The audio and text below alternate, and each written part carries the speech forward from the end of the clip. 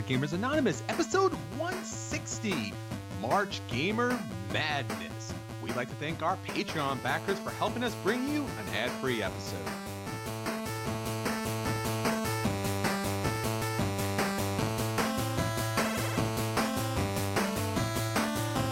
You're listening to a proud member of the Dice Tower Network, dedicated to bringing podcasters together for the greater good of gaming. It's sort of like Voltron, but with better lip syncing. Find out more at dicetowernetwork.com. Welcome to Board Gamers Anonymous, the podcast of board gamers and the outrageous, insane fun we have at the table together. This is Chris. And this is Anthony. Anthony, I am pumped. This is March Gamer Madness. I look forward to this time each and every year. This is really my favorite podcast episodes. Yeah, I have to say episodes because there's too much content, you guys. It spills over. It's mad. Like 3-week extravaganza. Well, it's basically what we do at the table normally, which is talk about games. But this time we found a particular interesting gamer type of way of doing it. And Anthony and I have been doing this for so long now. It's good that we actually found a new twist. Yeah, for sure. I mean, this is the third or fourth year we've done this, and every year we try to have a unique theme to spin out of it. So this year we're doing components. Yeah, I was watching Facebook and a number of the different groups, and particularly Kickstarter publishers asking questions of gamers about how much would you pay based upon the particular component. So if you got their base game with just cards or just paper components, would you pay X? But would you pay X plus a little bit more if it had wood components? Well, what about plastic components? Would you play X plus X on top of which? And it was interesting to see the conversations had about that. And in particular, it's not always about the components so much, at least as far as would you buy a game or what certain amount of money would you pay.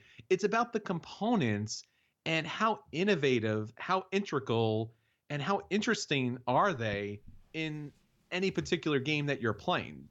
You know, really what we have as far as the gameplay is concerned is ourselves, our minds, the people at the table, but specifically about the gamer components there. And that makes a lot of the experience really. So for this March Gamer Madness, we're going to take a look at the components and judge the games and make those determinations with your help based upon those specific components. So it may not be the greatest component ever, this totally etched out plastic miniature that has like a million cuts to it. It just may be a component that is utilized in such a way that really makes the game outstanding in comparison to the other one. All right, so let's not waste any more time. Let's get on to the brackets and let's talk about the first bracket, Anthony. So we have on our first matchup here probably one of the most interesting ones because it is in our paper bracket and in particular our cards. So cards make up so much of gaming. And what I did here was pick the games that really the cards made up the vast majority of the game. They're really what you think about when you think about the game. And they're used in really interesting ways when you play those games. So first up, we have our number 1 Seven Wonders Duel versus our number 16 Word Slam. What do you think? I mean, it's tough because Word Slam is only the cards, right? Yes. But Seven Wonders Duel is one of the best card games ever made. So, yeah, I don't know. Seven Wonders Duel is pretty amazing. And it takes the idea of these cards from Seven Wonders and it does a little bit new and unique with it because you know the different layouts and the way the cards interact and the tableau that you have that you're drafting from. Word Slam is, it's Word Slam, and well, the cards are important. You could also just throw them all on the table and do it that way. So I don't know how close this one is. Duel's great because I love Seven Wonders, and as you said, having these different combinations where some cards are hidden, which is great, and some cards are visible, so you have to really make tactical decisions as you go on. Plus, the military action in this game is a lot better than in Seven Wonders because you're just not building up a random number of shields and swords. You're actually playing tug of war a little bit. So you have the cards, you have these kind of nice setup here, and just having those different kind of combinations of like this kind of pyramid diamond symbol shape, hidden and revealed is great. Word Slam is great too because I don't like to play charades where I have to jump up and get down. But it's really great to have these little cards to kind of put together different expressions, and you get a lot out of that deck. It's a pretty large deck, but you really do get a lot out of it. I'm liking both of these a lot, but it is a number 1 matchup versus a number 16, and for good reason. Seven Wonders Duel's up there, and just because it's innovative for me as far as having some of those cards hidden, having some of those cards revealed, and based on what you pick, it opens up other avenues. That's my choice. Seven Wonders Duel. So Seven Wonders Duel moves on to the next round. All right, so for our second round, we have our number 2 seed, Seven Wonders, versus our number 15 seed, Legendary Encounters and Alien Deck Building game. So what are you thinking here? It's actually a little bit harder because both of these games are just basically only cards with a few other components mixed in. And while Seven Wonders Duel is an amazing, brilliant card game, Seven Wonders is, for me personally, a good card game. And Alien Deck Building game is the only version of Legendary I actually enjoy. So I don't know. I'm on the fence on this one. Yeah, Seven Wonders, at least what the cards do are interesting, is obviously it's a lot about set collection. So putting those different science sets, the culture sets, the gold sets together, obviously the military sets are interesting. And the artwork in these cards are great. They're really evocative. And you're drafting here. So the cards do play an active role in the game the entire time because you're moving cards, shuffling them back and forth. You're obviously hate drafting, so you're throwing some cards under your Seven Wonders, civilization. That's a lot of fun too. And we thought card drafting was going to be the big thing. I know we just talked about it recently on our Patreon backed episode, but Seven Wonders kind of like is the industry standard for that card drafting, which is just such a great part of gaming.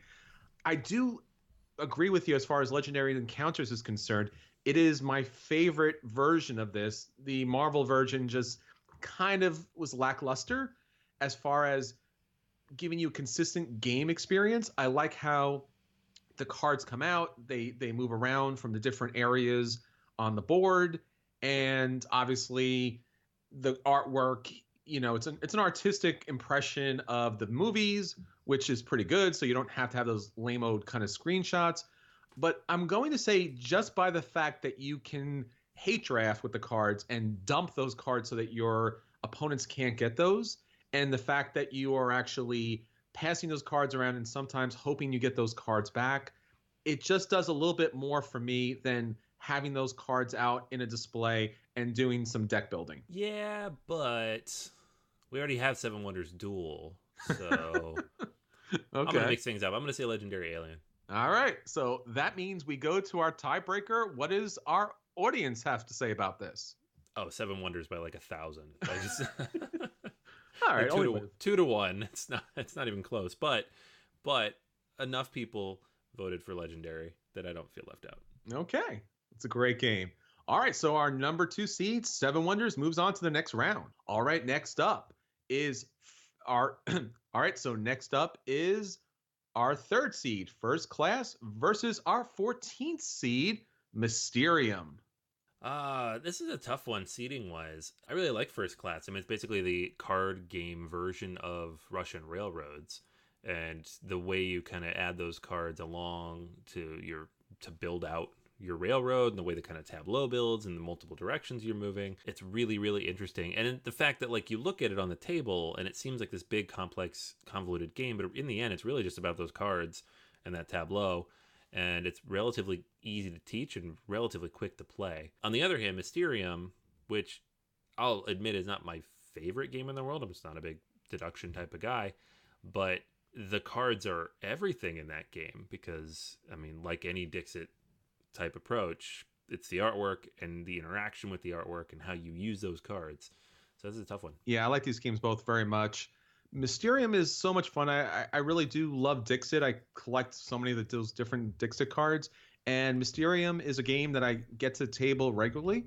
I really like playing the ghosts and having the opportunity to play out these really fantastic works of art to the table and try to communicate messages to them is excellent. Having that huge kind of DM player board is a lot of fun, and you could put those cards into the slot behind it. it's really such a dynamic kind of experience. It's a little hard on the setup because you're constantly trying to match everything up. It takes a little bit long on that side. First class is really interesting because the cards in this game, basically when you open the box, you're just getting a bunch of cards. You're not getting a board, you're not getting some mock-up train. You're actually making the train with the cards. And then when you pick up additional cards, those cards could be added as passengers, added as additional parts to the train, give you additional victory points, give you extra bonuses, and that's a lot of fun. The cards do a lot of different things and are just not a set collection or a point scoring thing, but it actually builds a train, and that's amazing. So for me, I'm going to go with first class. Yeah, I mean, I think it's really tough for me. I think in this case, just because, and we don't have Dixit here on the list, and because the artwork is so important and it's all just based on those cards, I'm going to go with Mysterium. All right, so we got another tiebreaker here. Anthony, what does our audience have to say about this? It's another blowout, but in this case, the lower seed comes out on top, Mysterium. Wow. Like 5-1. So. That's incredible. All right, so the number 14 seed overtakes the number 3 seed and moves on to round 2. All right, next up is our number 4 seed, Castles of Burgundy, the card game, versus our number 13 seed, Cosmic Encounter. What do you got, Anthony? This is really easy for me. Sorry. There's 2 parts here. Castles of Burgundy, the card game, is a fantastic implementation of the mechanics of Castles of Burgundy, and it is just a single deck of cards, and so you can put it in your pocket. Awesome. Cosmic Encounter is a game in which you generally just make each other angry, and either 1 or 6 people win. And the cards are part of it, but not all of it. So, yeah, I think you know which way I'm leaning. So, Castles of Burgundy, the card game, as you mentioned, is a great implementation or re-implementation of the Castles of Burgundy, the board game.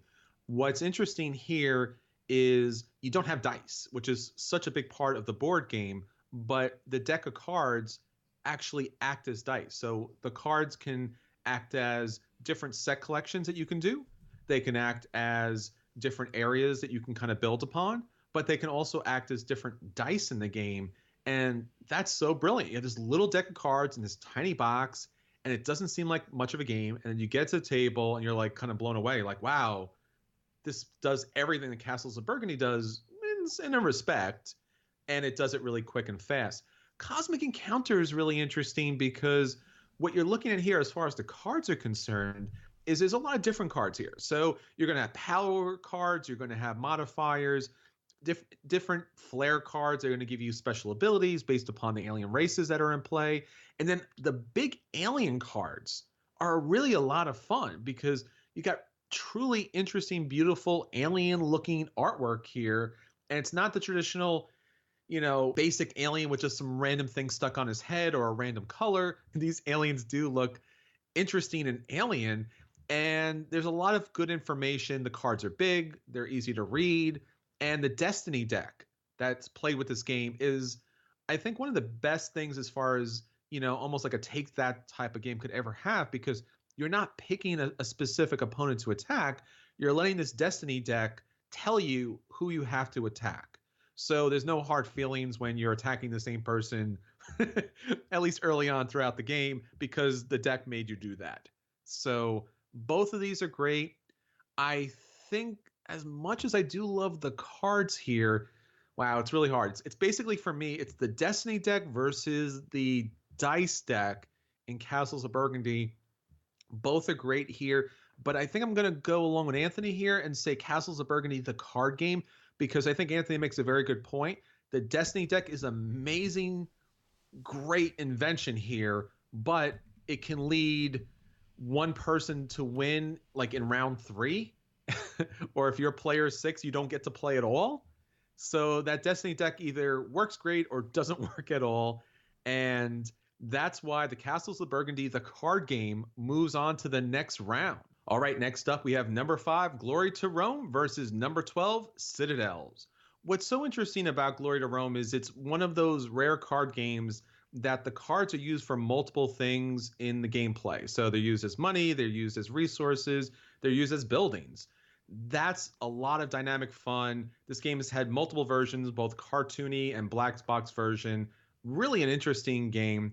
Citadels, on the other hand, is another building game, but it uses social deduction in a particular way in which you're picking different roles that are going to allow you to build, defend your different buildings, get money, and even knife people in the back. So a little bit of everything here as far as building a different civilization. So Anthony, which civilization are you looking to build here? I think the better implementation of cards, because cards can do so many different things, and that can be seen by the fact that this particular system has also been used in multiple other games, either games that the designer of Glory to the Rome, has built himself, like Mataine, or just complete ripoffs, like all the games we've seen on Kickstarter that are kind of like Glory to Rome. So I'm going to go with Glory to Rome based on pedigree and just ingenuity alone. Yeah, I really do enjoy Citadels as far as picking that particular role card to determine what's going to happen as far as all those other cards are concerned.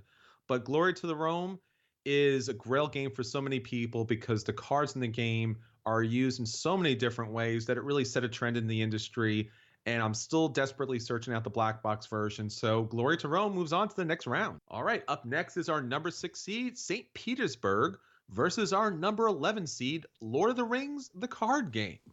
Now, St. Petersburg's is a really interesting economic game in which you are playing over 4 different rounds in order to pick up people that are going to give you money, pick up buildings that are going to give you victory points, and then finally be able to pick up different really famous, powerful people that are going to score you the vast majority of the points in the game, and then a randomized deck that's just going to kind of advance and upgrade your previous people.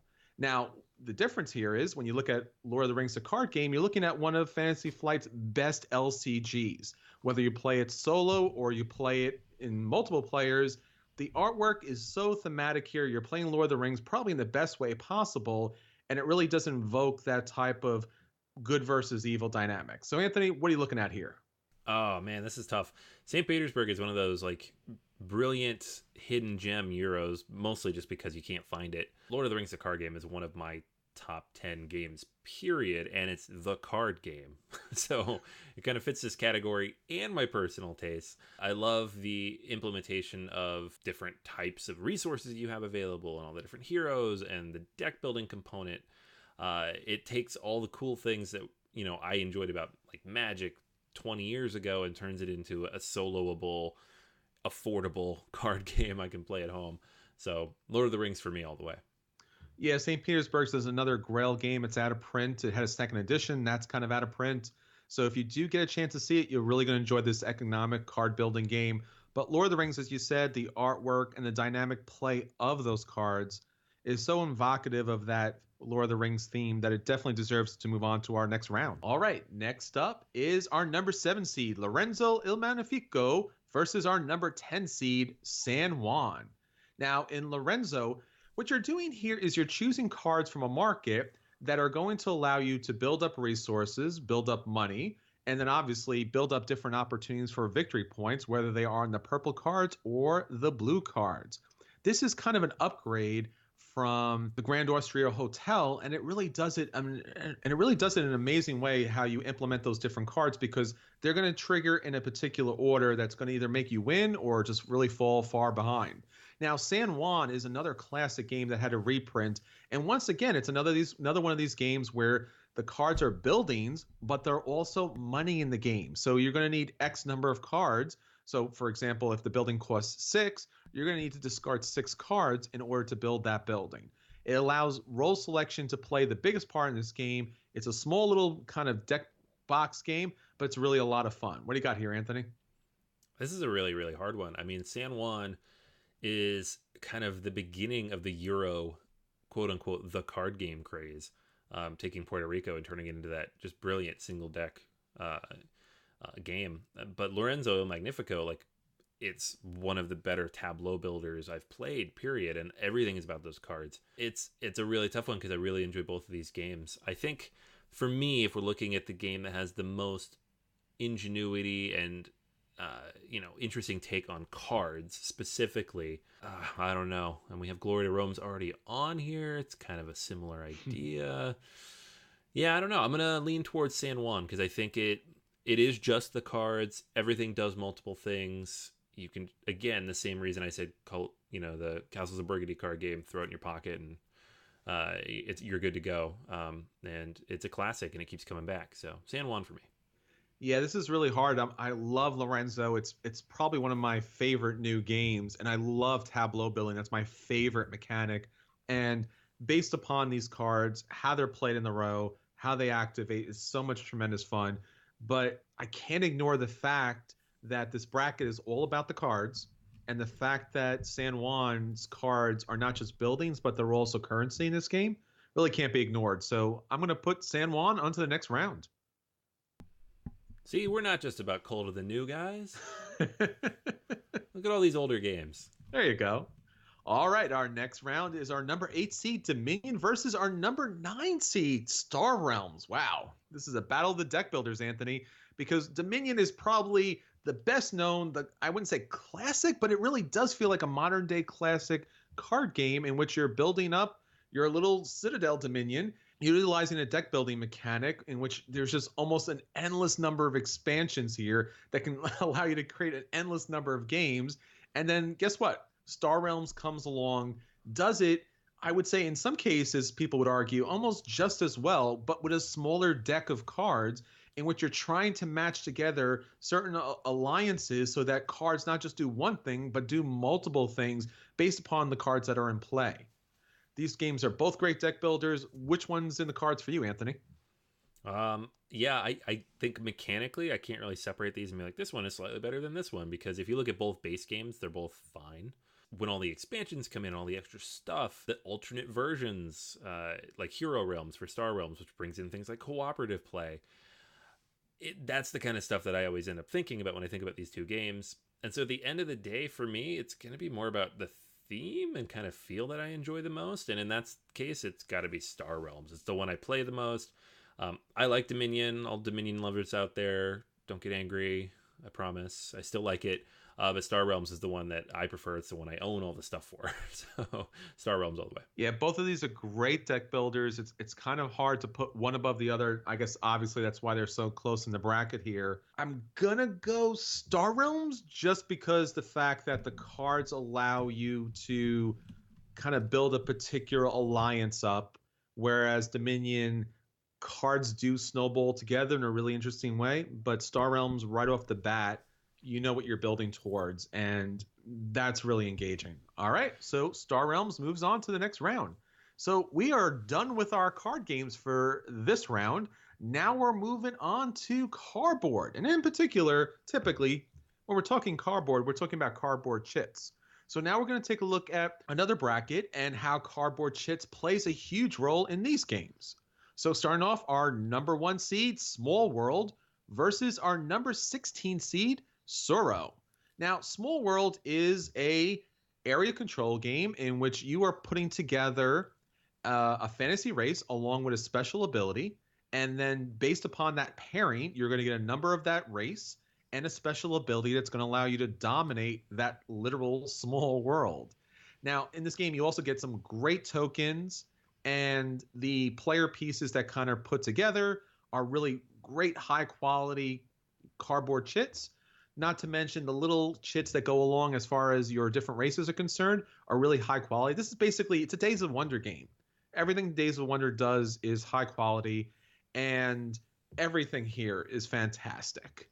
So it's really a solid competitor and definitely our number 1 seed.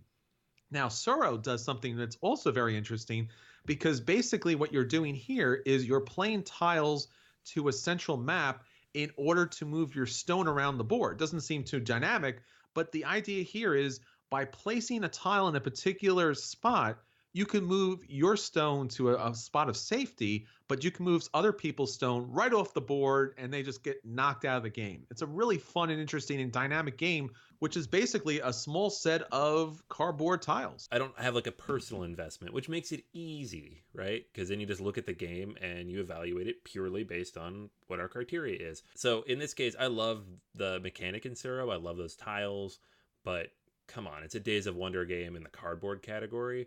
Small World has to be the winner here. Yeah, I really enjoyed both these games, and I'm financially committed to both of these.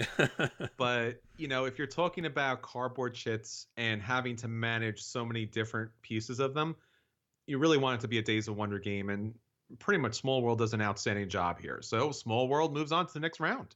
All right, next up we have our number 2 seed, Caverna, versus our number 15 seed, Between Two Cities.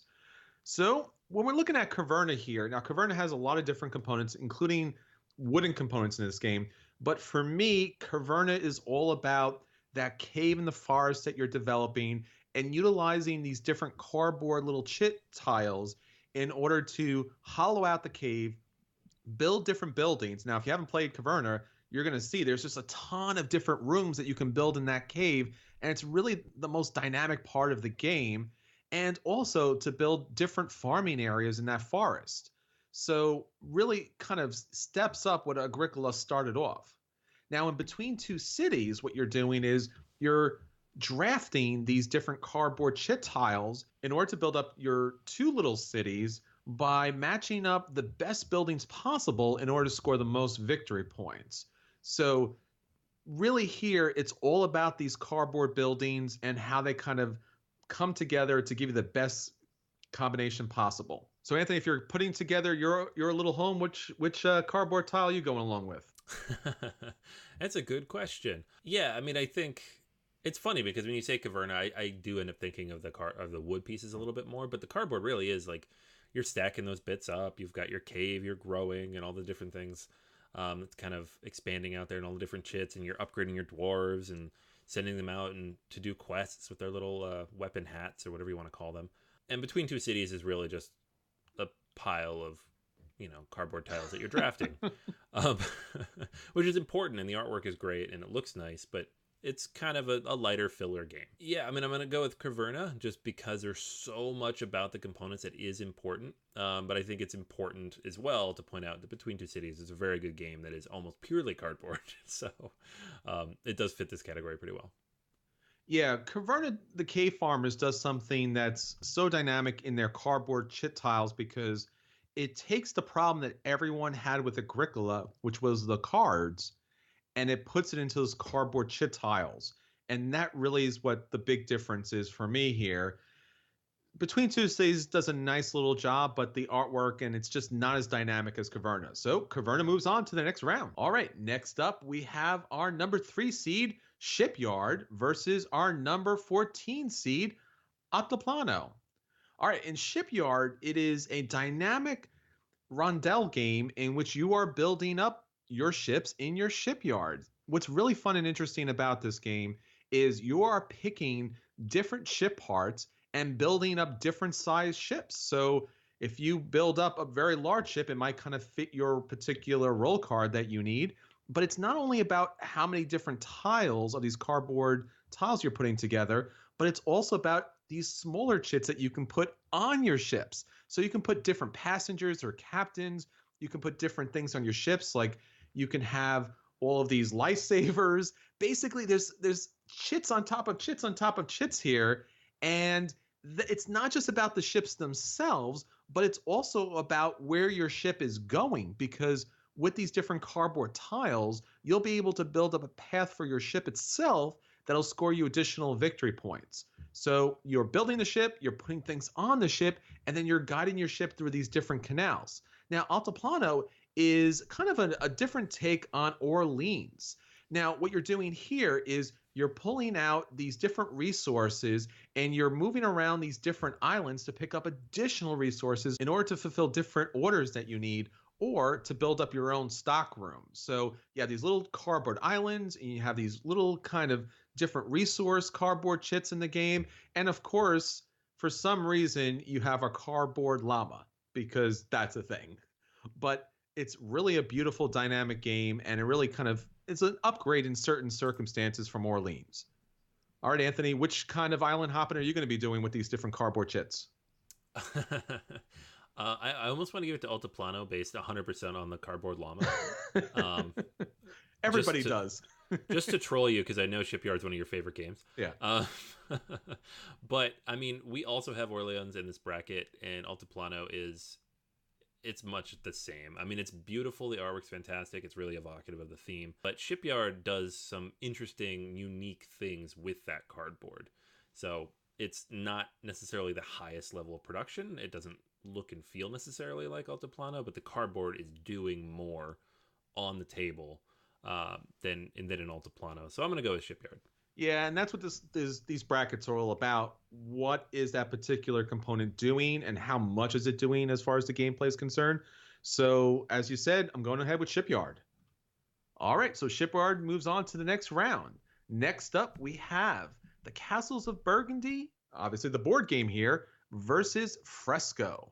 Now, the Castles of Burgundy is a modern-day classic. It's all about building up your own little territory by utilizing dice in order to pick up different buildings to place on your board. So when we're looking here as far as, cardboard chits are concerned, we're looking at ships, we're looking at different animal tiles, we're looking at castle tiles. Really, it's kind of all the different tiles that you could possibly see in this particular time period. And based upon where you place these chits on the board, based upon the particular pattern here, you're going to score bonuses. So that's a really big part of the game. Now, Fresco is all about painting this beautiful fresco together, but scoring points individually. Now, you're picking up these different small chits in order to pick up different paint swatches that you need in order to do a set collection in order to paint the right colors that are needed for the fresco. It has a lot of different interesting cardboard money and a lot of different expansions in order to kind of build up your little paint reserve, not to mention the little player boards that you hide your paint behind. And it's, once again, a really beautiful dynamic game here. As far as matching colors together, which, chit game has it for you? The only reason this is hard is that Castles of Burgundy is kind of an ugly game. Like, production-wise, it's cheap, thin cardboard, right? Yeah. But in Fresco, it's a nice production. It's got this nice artwork, everything's nice and solid. But in Fresco, I think more of the paint cubes and, the workers out behind your screens. Like, there's a lot of different stuff going on here. The board itself is very important. Like, if you were talking about boards in board games, we're not necessarily talking about, it's made of cardboard, sure, but that's not really what we're talking about. Then that would definitely be something to look at. But in this case, the way you build your tableau and all those different tiles and how they work together and how they score points together, like, everything's based on those cardboard chits and how they interact in Castles of Burgundy. So yeah, it definitely deserves to be the number 4 in this category, and that's my vote. So for me, as you said, it's all about set collection here of a certain color to score points, whether it's the Castles of Burgundy the board game or Fresco here. I think the more attractive here, and this is just kind of like a tiebreaker here, is Fresco for me. So that's going to be my choice. All right, so that's one each here. So Anthony, what's our audience have to say about this? They agree with me by a lot. Castles of Burgundy got a very significant chunk of vote here. So that's one moving on. All right, our next round is our number 5 seed, Orleans, versus our number 12 seed, Trajan. Now, in Orleans, what we're talking about here is basically a deck builder, but it's utilizing these small round chits in order to pick up different people that are going to help you create and to travel all through Orleans, collect different resource chits in order to do set collections and trade those in for resources and points throughout the game. Now, in Trajan, what you're looking at here is you're looking at, I guess it would be a wonderful little mancala in which you are moving along the board in order to kind of pick up these different resource chits in order to kind of play these different mini games here. So both games are about these different resource chits and these different kind of exploring actions on the board. So Anthony, where do you want to go on these different adventures? I already spoiled this one a little bit earlier when I was saying why I didn't pick Altiplano. So I'm going to go with Orleans. I really like the bag building element, all those little cardboard chits that you throw into your bag, at least in the normal version. I know there's an upgraded version out there that nobody can find anymore. And then, you're building out your own little tableau of these different tiles that take these different actions and just the way everything interacts with the board. It's just a beautiful game to look at if you like that style of artwork.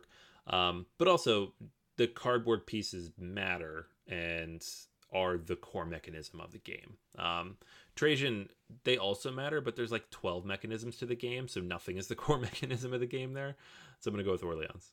Yeah, I would agree with that too. Trajan has some nice, interesting gameplay between these cardboard little tiles, but Orleans, it's all about the bag building here. And it's all about once you play those tiles out to the board and utilize their actions, about getting rid of them and trading them in. It's just really interesting and dynamic. And that's why Orleans moves on to our next round. Next up is our number 6 seed, Castles of Mad King Ludwig, versus our number 11 seed, Whistle Stop.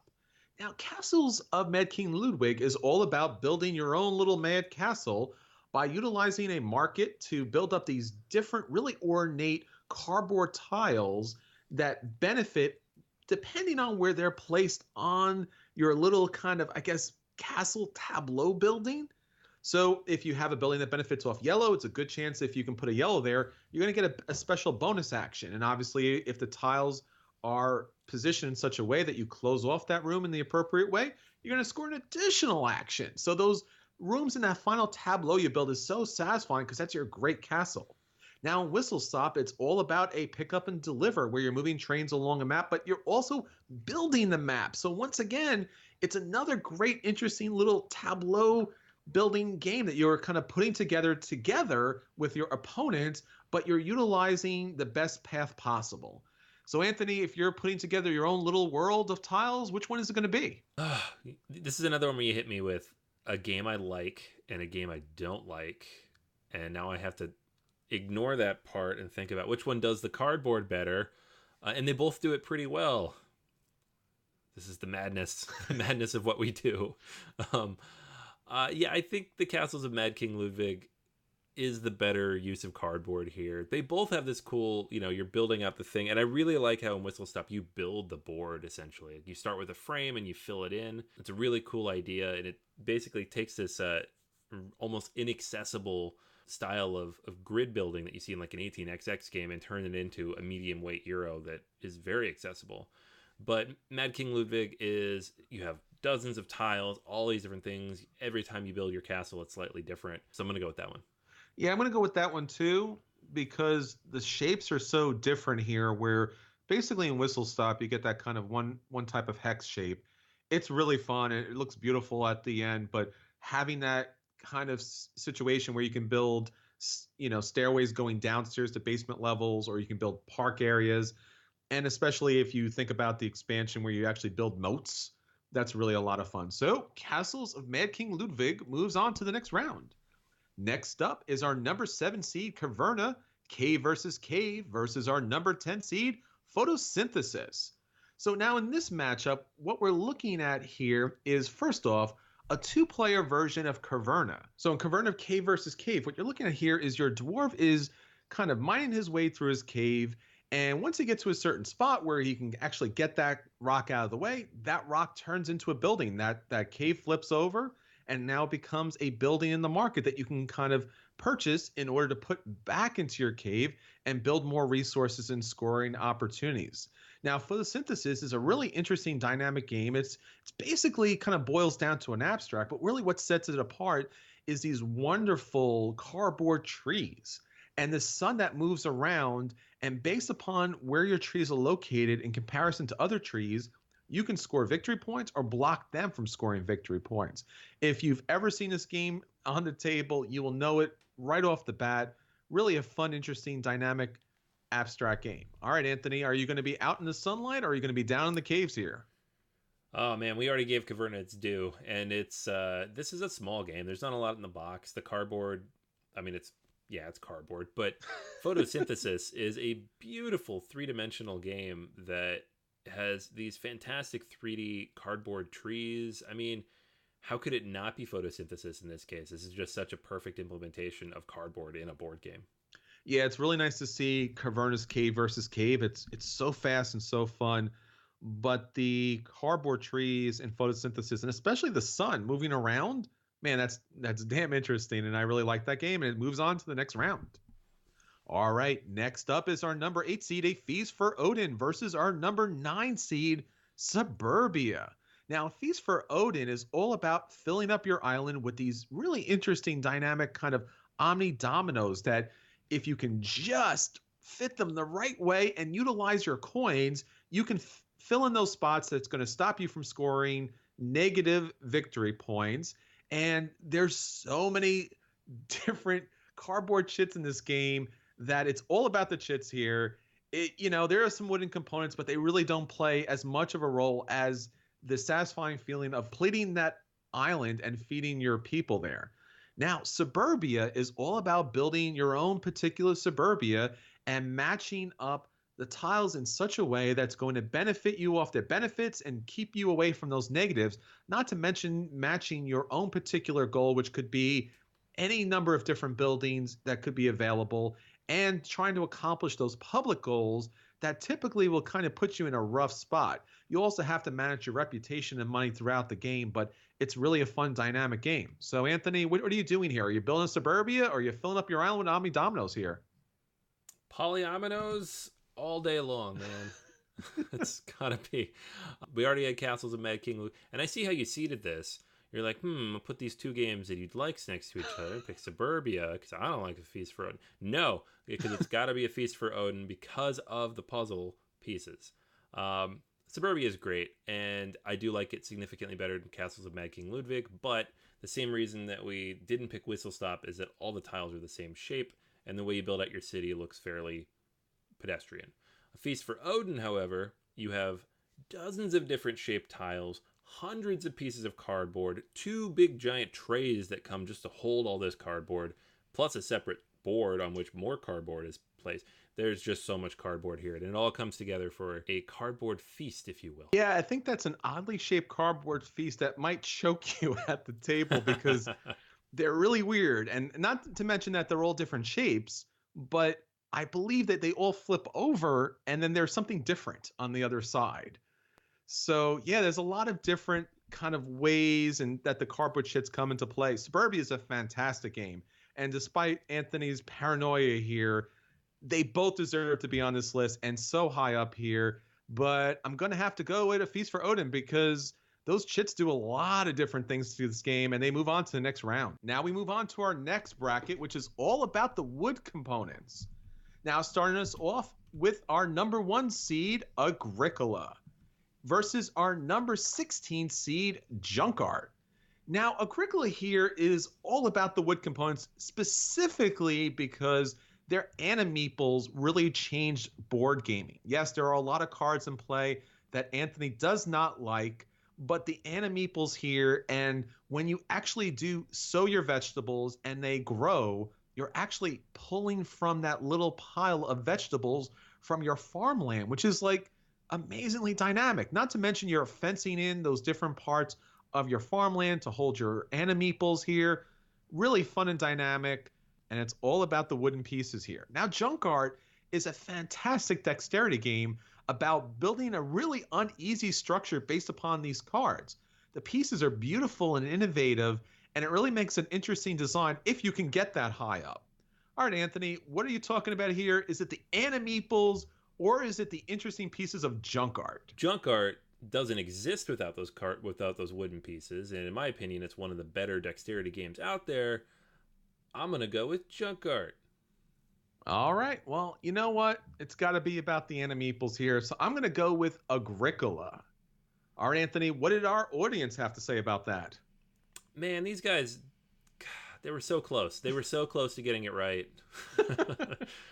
By a difference of 4. There you go. It's Agricola. All right, so Agricola moves on to the next round. Next up is our number 2 seed, the Duke, versus our number 15 seed, Meeple Circus.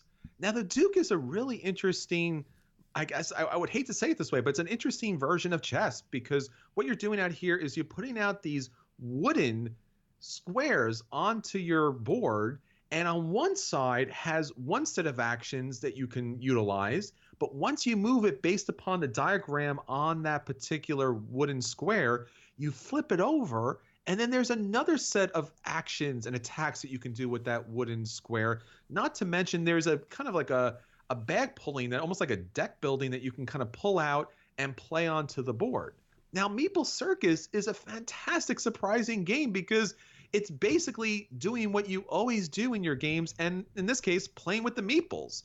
You're actually trying to follow these different cards that are going to tell you how they want you to build up your meeples and the animeeples in this game and some other random elements. And if you can do it in the allotted time possible, you're going to score a lot of victory points. So, Anthony, is it all about the wooden square cubes for you, or is it all about the random Meeple Circus? The Duke is one of my favorite abstract games. I have it and a whole bunch of expansions for it, but I don't know. I mean, the wood components make this game really sing, but they're not necessary. You could play like if they made a version with plastic or even cardboard, it would still work. Meeple Circus is a whole bunch of meeples and all their little bits and pieces, and you have to stack them. Again, apparently this is the dexterity category for me, but I don't think you could have meeples, especially all the different custom types of meeples they have here, if they were not wood. So I'm gonna go with Meeple Circus, which surprises even me, but in this case I think it's the better implementation of wood. Yeah, it's even though it's a lower seed, it really deserves to be in this category. I'm going to pick the Duke, and I'll tell you why. I've yet to come across a game that actually gives you the rules on the pieces. So having this kind of etched in imprint of what the piece can do, and then having the other side being a different version of that is incredible. It's such a shockingly smart aspect that the wooden pieces come into play here. So I'm going to go with the Duke. All right, Anthony, we got a tie here. So what's our audience saying? Are they hip to be square or what?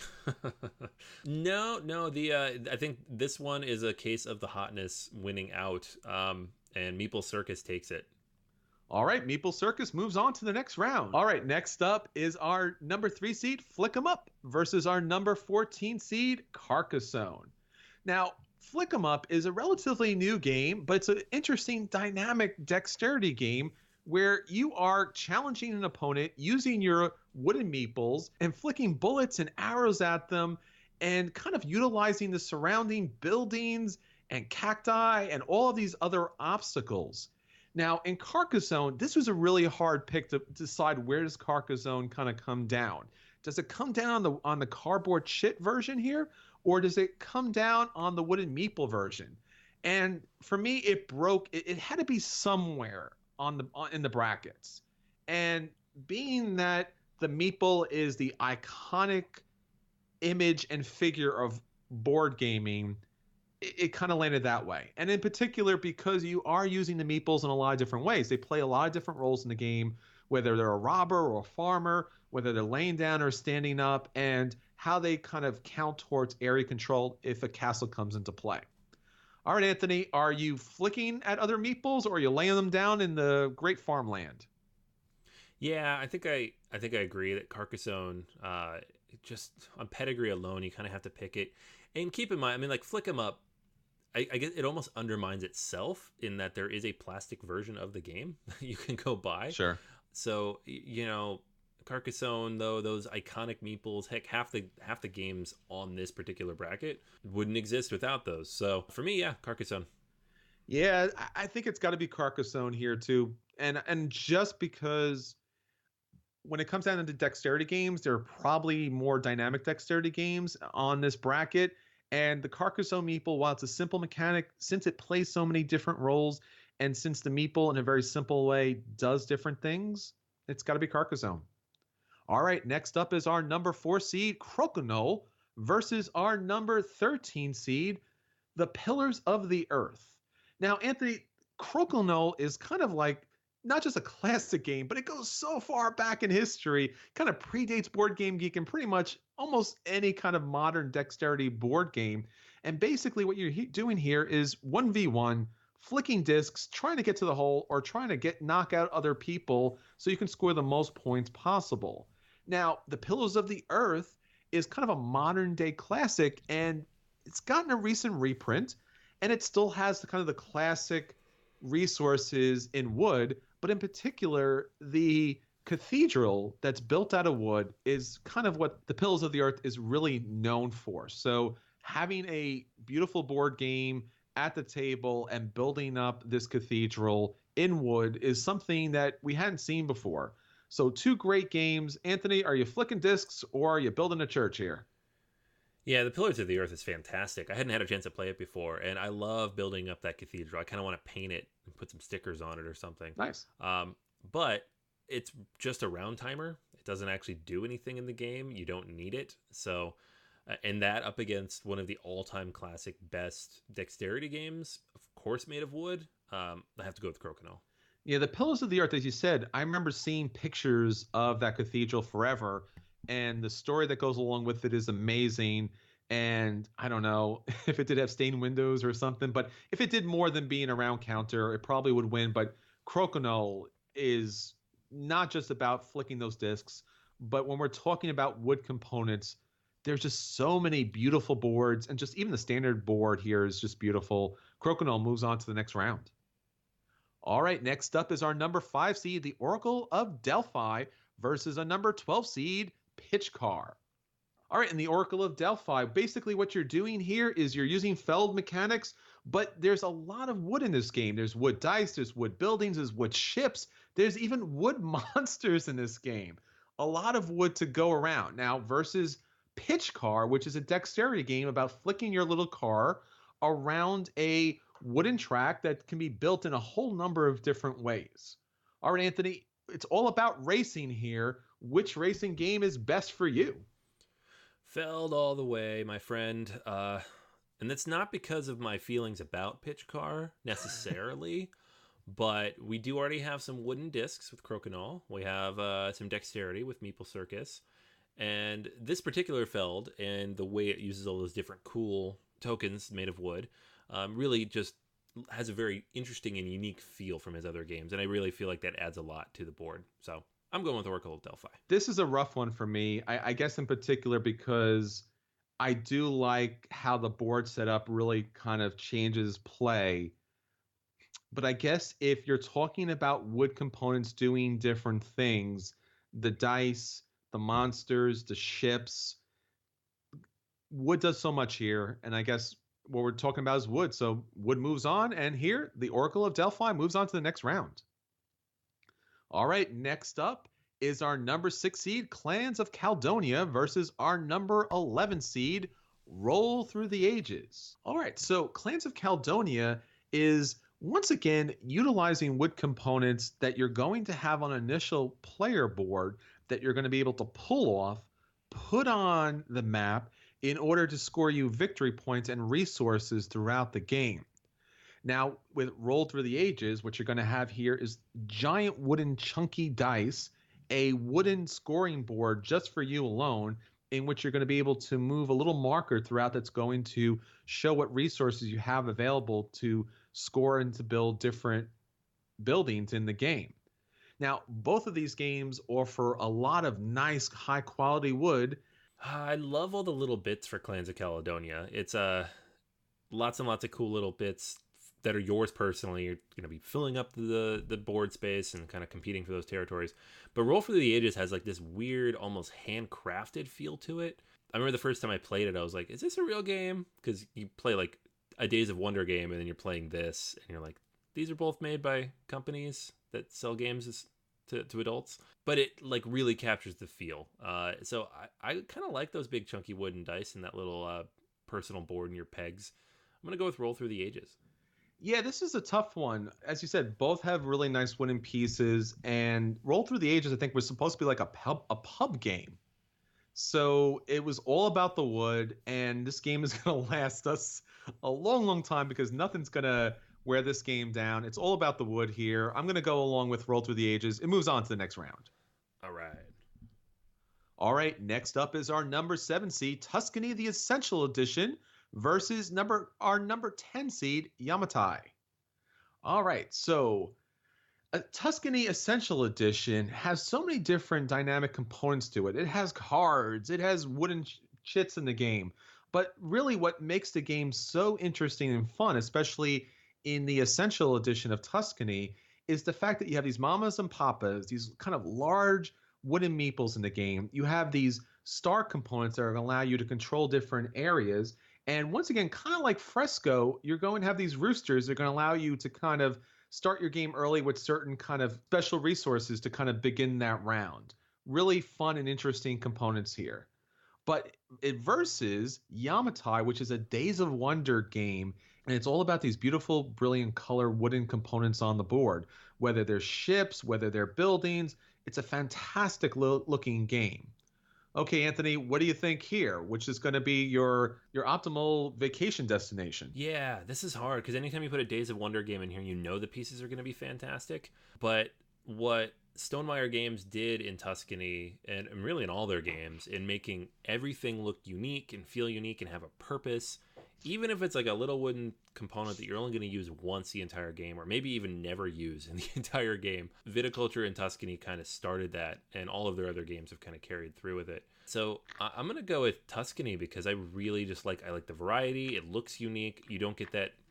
I'm a Euro lover all day long, so I don't mind bland components, but in this case, you know what everything does, and it makes it easier to be like, grab your windmill, grab your whatever you're grabbing, you can describe it and people can see it, not grab your little blue round one versus whatever else it might be. So yeah, Tuscany for me. Yeah, both these games have fantastic components, not just the wooden pieces here, but the cardboard, the paper here. Everything's interesting, everything's dynamic here. It's really a hard pick here.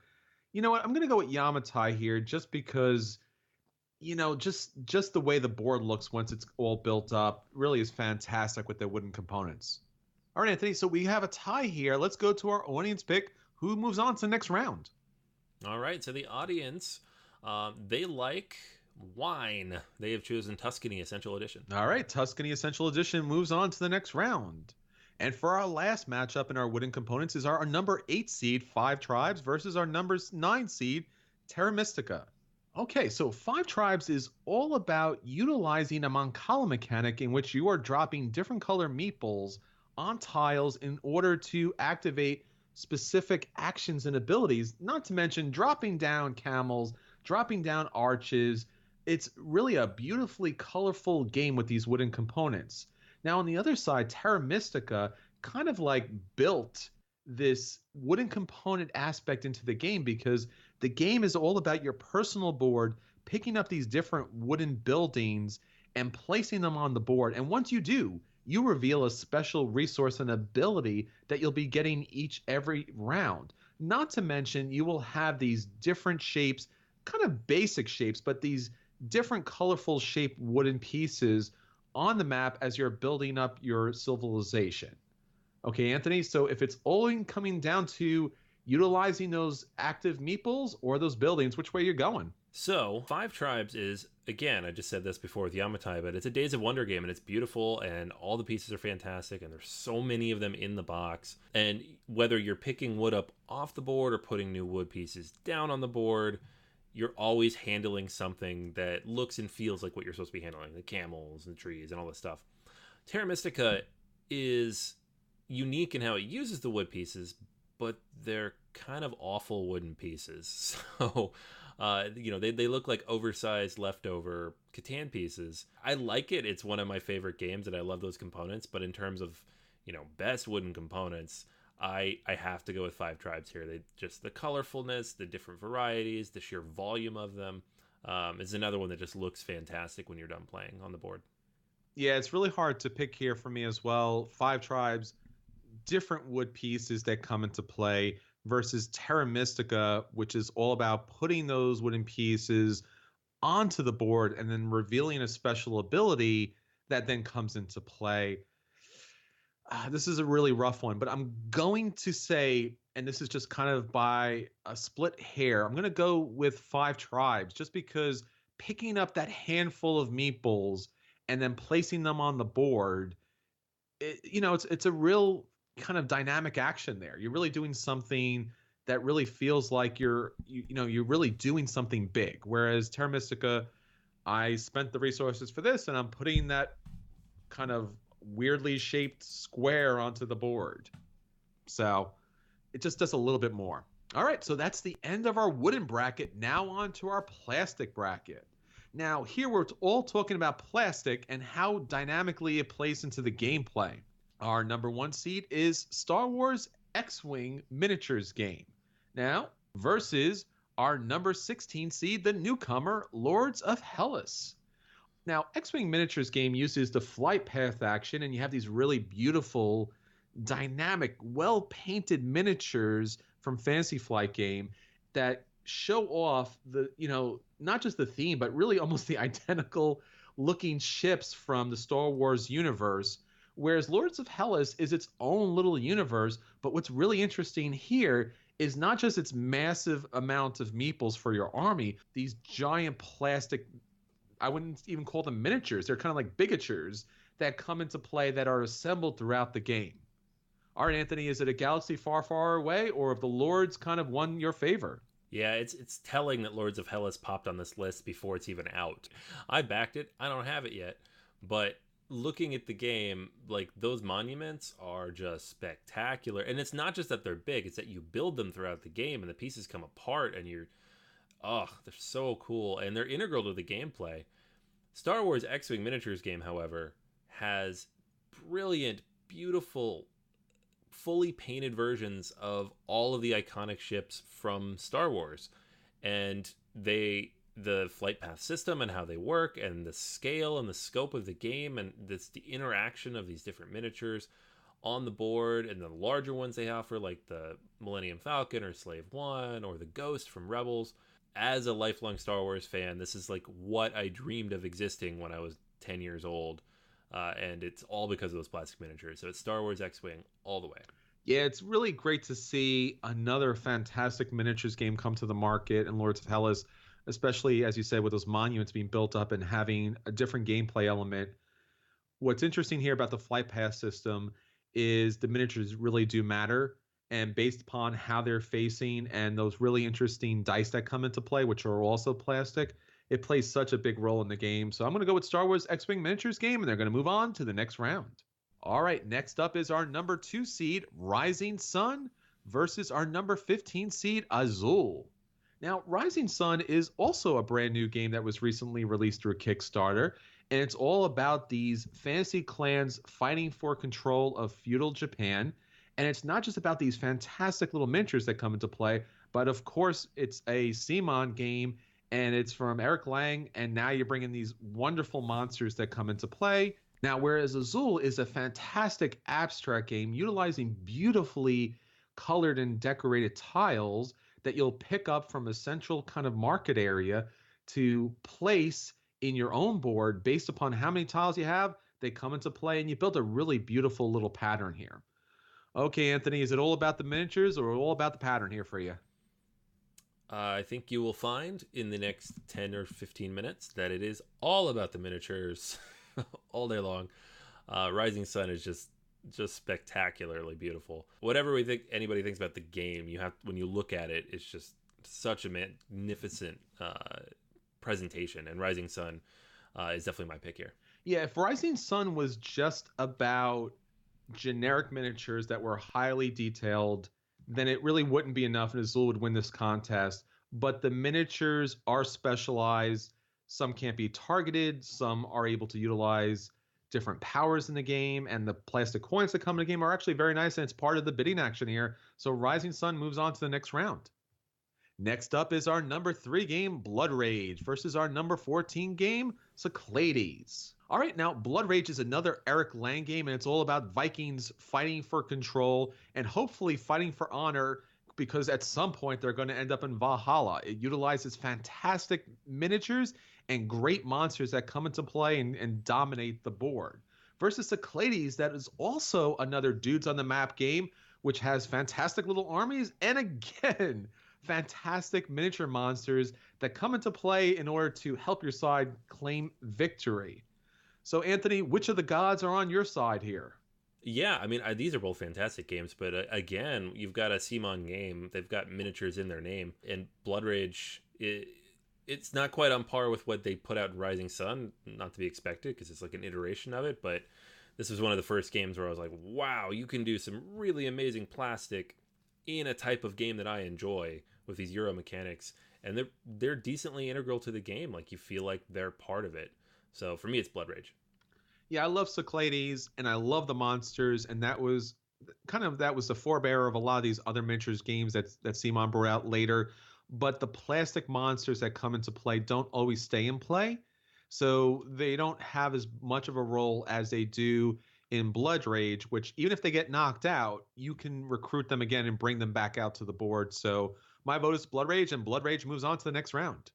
Next up is our number 4 seed Star Wars Imperial Assault versus our number 13 seed High Heavens. Now, Star Wars Imperial Assault is a campaign game that utilizes tactical fighting and fantastic miniatures in the Star Wars universe, not to mention an ATST. Now, if you know what I mean, you're going to kind of like get what I'm saying here. It's once again a gigantic little miniature here that comes into the play.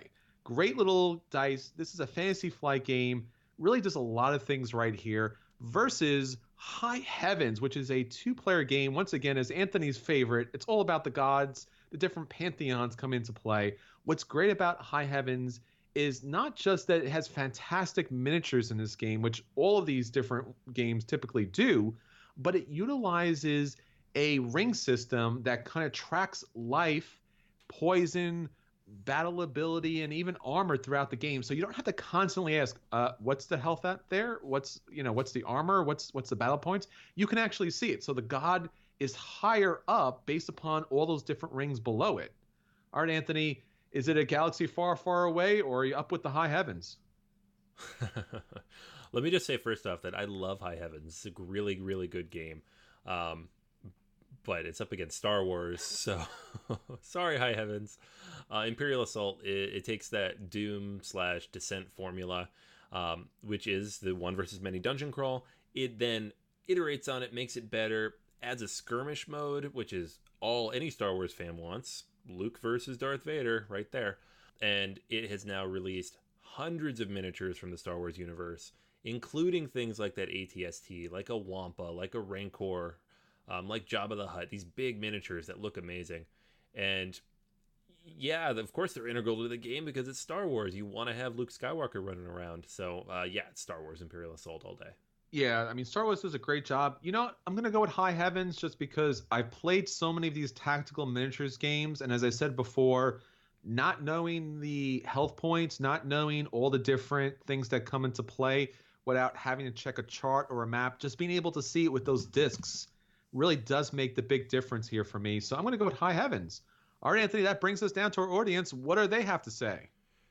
Alrighty, so yeah, the pop culture crowd here came out strong. Star Wars Imperial Assault has more votes. All right, so Star Wars Imperial Assault moves on to the next round. Next up, Memoir 44 versus Rivet Wars Eastern Front. Now, Memoir 44 is another Days of Wonder game that utilizes the Command and Colors system in which you're playing cards in order to move different troops throughout the map. What's really fantastic about this miniatures game is it plays great for board gamers and war gamers alike. It's so interesting to see that actually works out here. You have finely crafted miniatures that depict World War II and all the different campaigns versus Rivet Wars Eastern Front, which is kind of a alternate universe World War I with these kind of chibi miniatures that are really highly detailed, utilizing these steampunk types of tanks and planes that come into play. And what's really fun about the game is it has the rivet system, which allows you to give different tanks and machines in this game bonuses based upon putting different heroes and little turrets on these different things. So it has a little bit of an extra level of tactical gameplay here. All right, Anthony, it's all about the plastic green troops on the board. Which one are you going to step on throughout this game?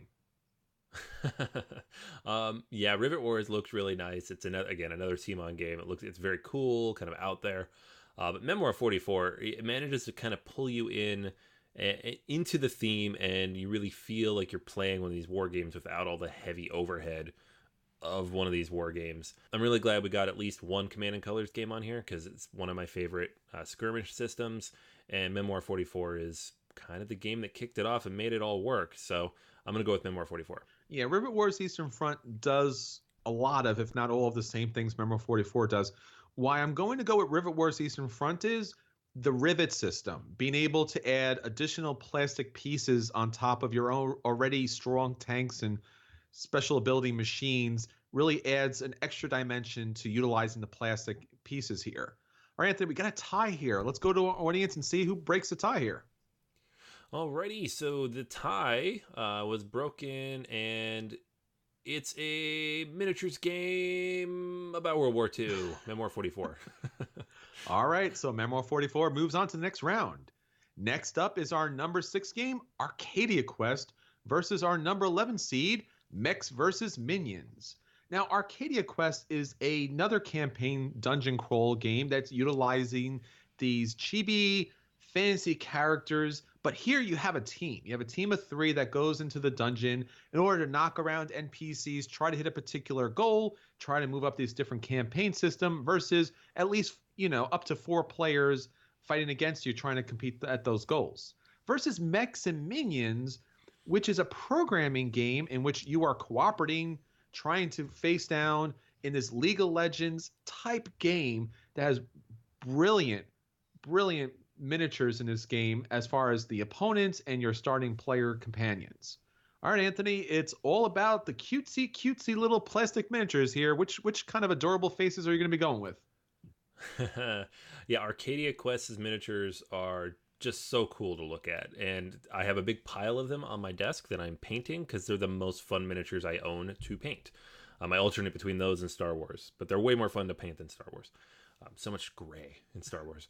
But Mechs versus Minions, not only do you get all of the main characters you're going to use are fully painted out of the box, all of the minions that you face are washed, so they're not just a plain colors, they have the contours already in them.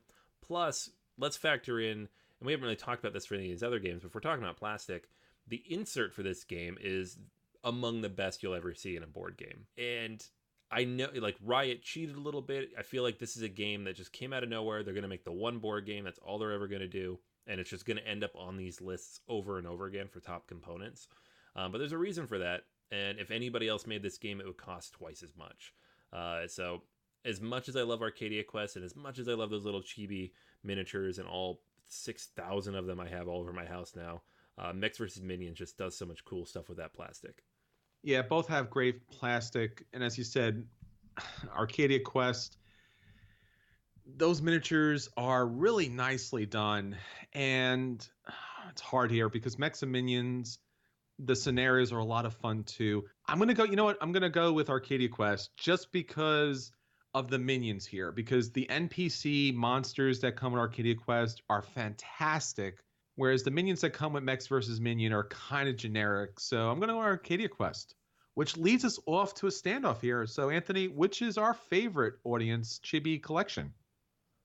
Yeah, so that's a good point about the minions. Definitely much better in Arcadia Quest. So asked everybody out there, and they like the Mechs versus Minions in terms of components. All right, so Mechs versus Minions move on to the next round. Next up is our number 7 seed, Mystic Vale, versus our number 10 seed, Ages of Empire 3, The Age of Discovery. Now, Mystic Vale doesn't have miniatures. I know, shocker here. But once again, this bracket's all about plastic. And the plastic here is all about these plastic card sleeves and these kind of plastic inserts that allow you to do a card crafting system. So it's a press your luck game in which you're building up cards, purchasing different inserts to kind of have a real powerful hand that's going to allow you to gain the most points possible versus Ages of Empire 3, The Age of Discovery, which is all about these different miniatures that are all about conquest, all about religious conversion, all about exploring these different areas in the new world, and in a triggering mechanic that's very similar to Dominant Species. All right, Anthony, is it about the sleeves or is it about the conquest for you?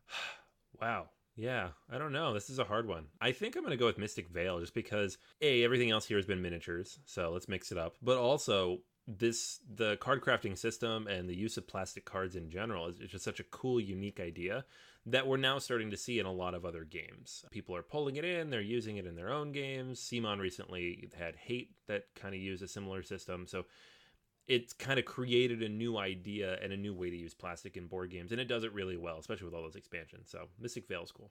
Yeah, both of these games, really dynamic gameplay as far as the actions are concerned, because the miniatures do play a big part, even in how they trigger throughout the game.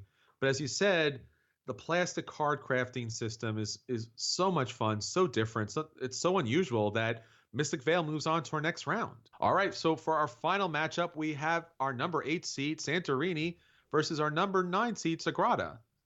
All right, so in Santorini, it's all about building up this kind of mystical Greek island that are utilizing these different buildings in order to try to get on top of the stack before your opponent stacks it off, utilizing special god abilities and these two different gods that come on your team, versus Sagrada, which is all about placing dice into this stained glass system in order to build the best stained glass possible. All right, Anthony, is it all about the beauty of the stained glass or all about the beautiful Greek city island? I love both of these games. They're both just these great unique twists on kind of abstract mechanics. I'm going to go with Santorini on this one, though, just because the quality of plastic here, it's not like miniature quality plastic where you worry if one of your kids grabs it, they're going to snap something off. These are toy quality plastic. They get thrown around the house. They get stacked up with other toys. They play with the Pokemon and they come out unharmed. But also just the way it builds this amazing 3D game board. And to have this type of abstract game with those 3D elements, you kind of need these larger pieces like this, combined with little miniatures. And if you have the extra baseboard with a little mountain that comes up out of the water, it's just a beautiful production. And you wouldn't think you need all that extra production for an abstract game, but it really helps get it to the table in a way that most other abstract games do not, and I own a lot of them. So in this case, I think the plastic is important for multiple reasons, both aesthetic and just functional. So Santorini for me. Yeah, often you hear the kind of comment about like he's so smart he's playing 3D chess. Well, Santorini is kind of like 3D chess because it's all about these extra dimensions that come into play in this abstract game, and it's beautiful for sure, but it's so mentally taxing in a great way because if I go here, they go there, they have that other character, they place on top of here, and they place those other pieces, and the pieces do play a big part, not just trying to get, to the top of one, but kind of build out and block your opponent. So plastic plays a big, great role here. And I'm going to go with Santorini, and Santorini moves on to the next round. All right, so that's everything for our first round of 32 in our component March Gamer Madness. Stay with us for next week where we take on our next couple of rounds. And then the third final week, we will crown our winner and also crown whoever came closest to winning our March Gamer Madness. All right, until next time, this is Chris. And this is Anthony. And we'll save all of you a seat at the table.